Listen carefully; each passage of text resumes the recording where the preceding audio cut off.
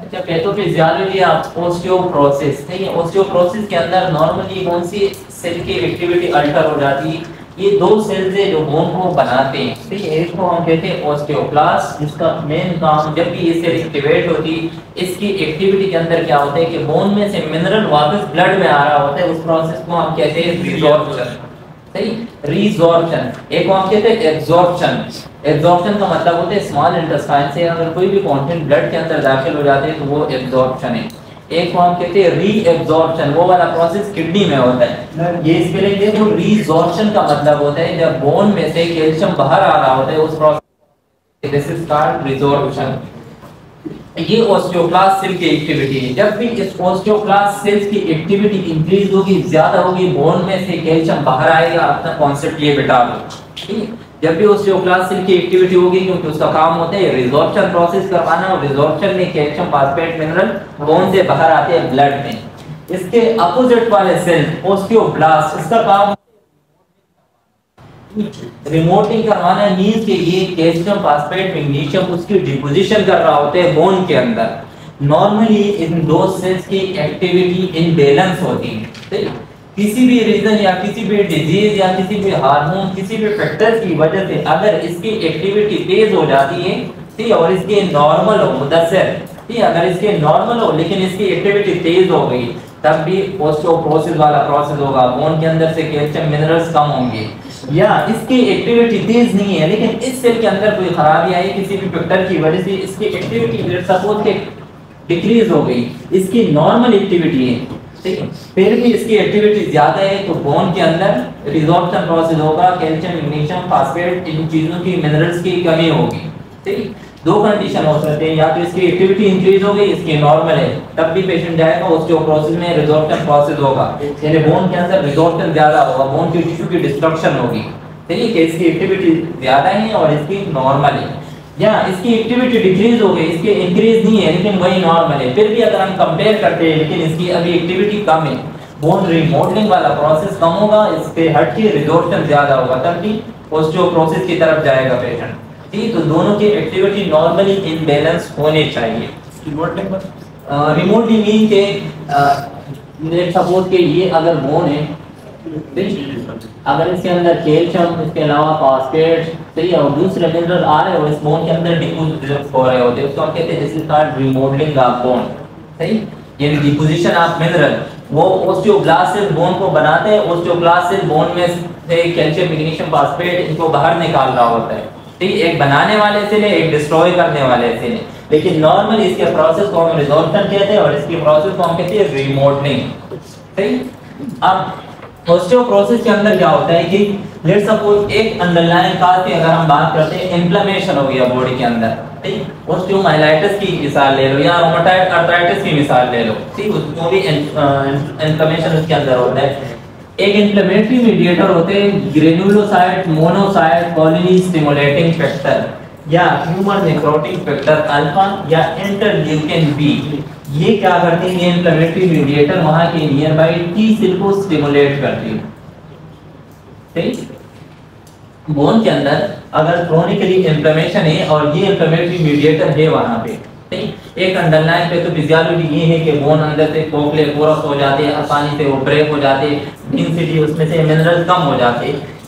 Bone के अंदर अगर इन्फ्लेमेशन है और ये तीन इन्फ्लेमेटरी मीडिएटर यानी GMCS, granulocyte, monocyte, colony stimulating factor, humour necrotic factor alpha, इसके अलावा इंटरल्यूकिन बी, ये क्या करती है, ये टी सेल को एक्टिवेट करती है।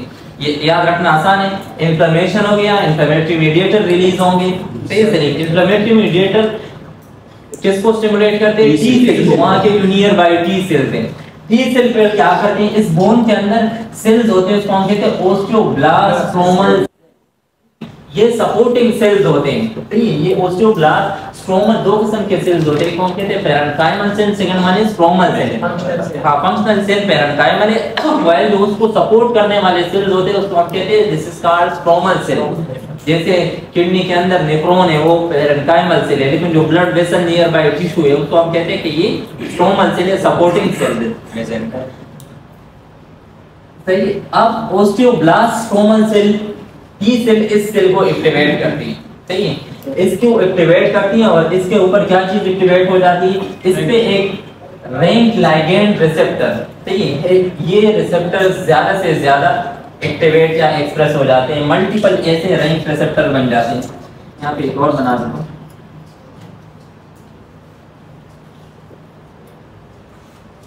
यहाँ तक क्लियर है सही जी सर। तुम्हें ऐसा मुश्किल लग रहा होता है सर जी, जैसे एक बोर्ड से मतलब वो सिस्टम एक इसमें चलेगा या सर नहीं मल्टीपल बोन भी इन्वॉल्व हो सकते हैं।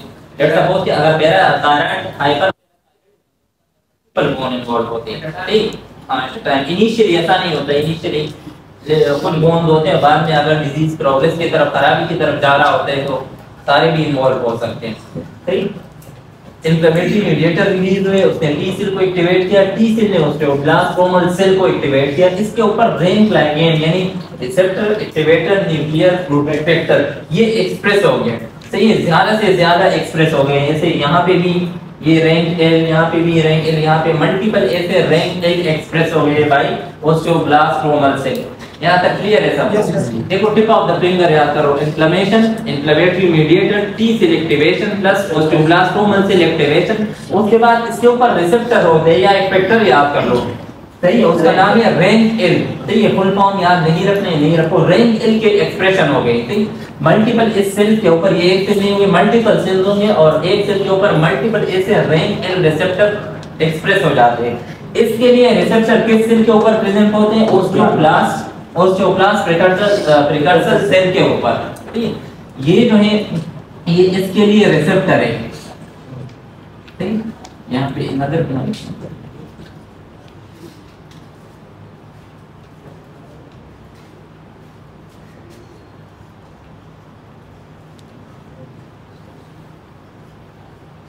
ये नॉर्मली इस रैंक एल के लिए ये रिसेप्टर प्रेजेंट होते हैं, यानी इन दोनों का आपस में इंटरेक्शन होता है।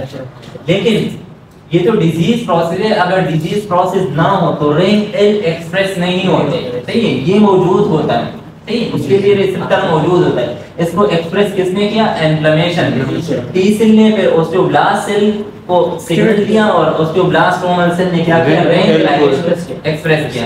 उसके लिए ऑलरेडी पहले से इस सेल के ऊपर ऑस्टियोब्लास्ट प्रिकर्सर सेल के ऊपर भी और इसके अलावा जो एक्टिव ऑस्टियोब्लास्ट सेल्स होते हैं उसके ऊपर भी इस रैंक एल के लिए रिसेप्टर मौजूद होते हैं। तो जो एक्टिव ऑस्टियोब्लास्ट सेल्स है वो भी एक्टिवेट हो जाते हैं और ये ऑस्टियोब्लास्ट प्रिकर्सर सेल किस में कन्वर्ट हो जाते हैं, मैच्योर ऑस्टियोब्लास्ट सेल में, ठीक है। और ऑस्टियोब्लास्ट सेल का काम क्या था, स्टार्ट में मैंने आप लोगों को कहा था, इसका नंबर फर्स्ट फंक्शन होता है कैल्शियम को ब्लड के अंदर रिलीज करना, बोन में से कैल्शियम को बाहर निकालना, यानी रिजॉर्प्शन वाला प्रोसेस करना। ये इन्फ्लेमेशन प्रोसेस होगा, टी सेल की एक्टिवेशन होगी, यहाँ रैंक एल रिसेप्टर एक्सप्रेस होंगे, उसके लिए रिसेप्टर यहाँ पे मौजूद है। जो सोए हुए या इमैच्योर ऑस्टियोब्लास्ट प्रिकर्सर सेल्स है वो कम ज्यादा से ज्यादा ऑस्टियोब्लास्ट सेल एक्टिव रहेंगे, ज्यादा से ज्यादा रिजॉर्प्शन वाला प्रोसेस होगा। एक स्टेज ऐसे आ जाएगा कि बोन के अंदर मिनरल्स कम हो जाएंगे, बोन मिनरल डेंसिटी लॉस हो जाएगी और उस कंडीशन को हम नाम देते हैं ऑस्टियोपोरोसिस, ठीक। बात फिर से सुन लो, इन्फ्लेमेशन हो गया, उसके अंदर ये इन्फ्लेमेटरी मीडिएटर केमिकल रिलीज होते हैं, ये वहां के नियर बाय टी सेल को एक्टिवेट करती है, टी सेल क्या करती है, ऑस्टियोब्लास्ट सेल को स्टिमुलेट करती है और उसके ऊपर specially rank L receptor express हो जाते हैं। रैंक एल रिसेप्टर के लिए, इसके लिए रिसेप्टर कहां पे प्रेजेंट होते हैं, ऑस्टियोब्लास्ट प्रिकर्सर सेल के ऊपर। इसके अलावा जो एक्टिव, लेट्स सपोज ये वो ऑस्टियोब्लास्ट सेल है जो कि मैच्योर है, ऑस्टियोब्लास्ट सेल, ये मैच्योर ऑस्टियोब्लास्ट सेल है, इसके ऊपर भी इस रैंक एल के लिए रिसेप्टर होते हैं, तो ये सेल्स भी एक इसकी एक्टिविटी भी तेज हो जाती है। साथ में जो ये जो प्रिकर्सर वाले सेल्स है ये अब नॉर्मली अपने ही रेट पे फिजियोलॉजिकल मैकेनिज्म के जरिए ये ऑस्टियोब्लास्ट सेल जब जरूरत होगी तो ये एक्टिव ऑस्टियोब्लास्ट सेल में कन्वर्ट होगी। लेकिन रैंक एल और रैंक रिसेप्टर की जब आपस में बाइंडिंग हो जाती है, इंटरेक्शन हो जाता है, तो ज्यादा से ज्यादा ऑस्टियोब्लास्ट प्रिकर्सर सेल कन्वर्ट हो जाती है ऑस्टियोब्लास्ट सेल में, यानी एक्टिव सेल में, तो ज्यादा से ज्यादा कैल्शियम बाहर आएगा, बोन में से रिजॉर्प्शन प्रोसेस तेज हो जाएगा और एक स्टेज ऐसे आ जाएगा कि बोन अंदर से बिल्कुल खोखले हो जाते हैं, जिसको हम कहते हैं कि बोन फ्रैजाइल हो गया, वीक हो गया, आसानी से उसको पैथोलॉजिकल फ्रैक्चर हो सकता है। कुछ फैक्टर ऐसे होते हैं, देखो अगर किसी को पेशेंट को एसिडोसिस है, एसिडोसिस क्या कर रहा होता है, वो भी इस रैंक रिसेप्टर को, इन्फ्लेमेशन नहीं है, लेट्स सपोज ये वाला प्रोसेस नहीं है, इन्फ्लेमेशन नहीं है, एसिडोसिस है पेशेंट को, तो ये एक अंडरलाइन मैकेनिज्म के किस तरह रिजॉर्प्शन वाला प्रोसेस होता है, ये तो सिर्फ सिंपल इन्फ्लेमेशन वाला तो आप लोगों ने याद रखना है क्योंकि वो इजी है। इन्फ्लेमेटरी मीडिएटर रिलीज होते हैं और टी सेल एक्टिवेशन होती है, टी सेल एक्टिवेशन के बाद क्या होता है, ऑस्टियोब्लास्ट स्ट्रोमल सेल, उसके ऊपर रैंक एल रिसेप्टर एक्सप्रेस हो जाते हैं, ये असल में लाइगेंड होते हैं, इसके लिए रिसेप्टर ऑस्टियोब्लास्ट प्रिकर्सर सेल पे मौजूद है, ज्यादा से ज्यादा ऑस्टियोब्लास्टिक सेल की एक्टिविटी होगी तो बोन अंदर से खोखला होगा क्योंकि रिजॉर्प्शन प्रोसेस होगा। लेट्स सपोज के इन्फ्लेमेशन नहीं है, टी सेल भी एक्टिवेशन नहीं है, एसिडोसिस है पेशेंट को, तो उस एसिडोसिस के अंदर भी रैंक एल इस रिसेप्टर की एक्सप्रेशन ज्यादा हो जाती है, उधर से ठीक है, एसिडोसिस के अंदर भी रैंक एल रिसेप्टर की एक्सप्रेशन ज्यादा होगी, इसकी रिसेप्टर अगर रैंक एल लाइगेंड की एक्सप्रेशन ज्यादा हो गई, रिसेप्टर मौजूद है, ऑस्टियोक्लास्ट सेल जो प्रिकर्सर सेल है वो कन्वर्ट हो जाएंगे, ऑस्टियोक्लास्ट सेल में बोन की रिजॉर्प्शन होगी, कैल्शियम बाहर जाएगा, तो एक अंडरलाइन कॉज ये भी है। लेट्स सपोज के एसिडोसिस नहीं है, पैराथायराइड हार्मोन की मिकदार इंक्रीज हो गई, तो पैराथायराइड हार्मोन के लिए रिसेप्टर इस osteoclast precursor cell plus osteoclast cell के ऊपर होती है, ठीक। पैराथायराइड हार्मोन वो हार्मोन जब कैल्शियम की मिकदार ब्लड के अंदर कम होती है तो ये बढ़ाता है, वो वाले पैराथायराइड हार्मोन ब्लड के अंदर कम है, ये पैराथायराइड हार्मोन क्या करता है, सेल की एक्टिविटी को बढ़ाती है, जब एक्टिविटी इंक्रीज होगी तो कैल्शियम बोन में से ब्लड में आएगा, ठीक। तो एक क्रोनिक पैराथायराइड हार्मोन की मिकदार अगर ज्यादा हो, इसके अलावा विटामिन डी, अगर विटामिन डी की डिफिशियंसी इफेक्ट करेगा या एक्सेसिव डिफिशियंसी, वेरी गुड। देखो जब भी विटामिन डी की डिफिशियंसी होगी, ठीक है, विटामिन डी की जब भी डिफिशियंसी होती है कैल्शियम की एब्जॉर्प्शन नहीं होती, क्योंकि कैल्शियम की एब्जॉर्प्शन के लिए मस्ट है कि विटामिन डी हो, ठीक है, और जब विटामिन डी नहीं है तो कैल्शियम भी हाइपोकैल्सीमिया होगा, अल्टीमेटली पैराथायराइड हार्मोन एब्जॉर्प्शन वाला प्रोसेस हो जाएगा। इसके अलावा ये तो हो गए इस रैंक रिसेप्टर एक्सप्रेशन, ये तीन कंडीशन याद रखो, इसका डायरेक्ट इफेक्ट होते हैं रैंक लाइगेंड एक्सप्रेस ज्यादा कर रहे होते हैं, यानी ऑस्टियोब्लास्ट स्ट्रोमल सेल पे खड़े हो जाए आप जैसे। इसके अलावा मल्टीपल माइलोमा, सही, माइलोमा पता है सबको? यस सर, जिसको पता है हैंड रेज करें।